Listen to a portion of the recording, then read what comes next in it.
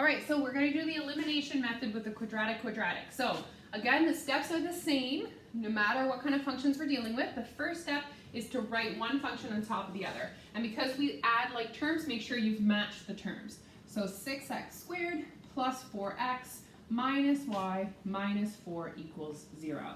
Now the next step is to figure out what you're going to do to eliminate a variable. Whenever you have a quadratic, you have an x squared and an x. You will not be able to eliminate the x's. So we're going to work on eliminating the y's. To eliminate the y's, we make sure they have the same coefficient, which they already do. So then we just need to decide, are we adding or subtracting? In this case, we need to subtract because minus y minus minus y is 0y.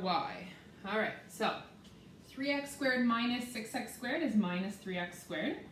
Minus x minus 4x is minus 5x.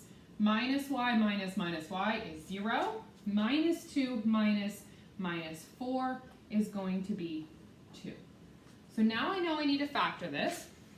I do not want to deal with a negative in front of the coefficient of the x squared, so I'm going to move everything to the other side. So 3x squared plus 5x minus 2 equals 0. So I need to factor this. I'm going to do the box method. So I'm looking for two numbers that multiply to be negative 6 and add to be positive 5. So those numbers are 6 and negative 1. So I build my box here, 3x squared minus 2 minus 1, let's put a 6 there, and a minus 1x. Factor out what's common, so I can take a minus 1 out of here, I can take a 3x out of here, so what's left is an x plus 2. So this guy factors to be 3x minus 1 and x plus 2. So then I solve for x, so x equals a third and x equals negative 2. So what I did when I'm doing elimination with quadratic is I start by putting one on top of the other. If need be, I scale the equation. That's step number 2. We didn't have to do that here. Step number 3 is to solve for x. Step number 4 is to figure out what y equals. And how I do that is I take these x's and I plug them back in the original equation. Doesn't matter which one I plug them in. So in this case, I have a third.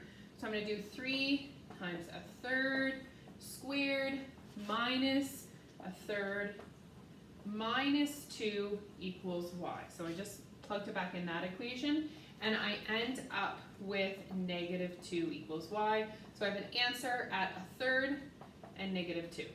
Then I do the same thing for negative 2. So 3 times negative 2 squared minus minus 2 minus 2 equals y, and I end up with 8.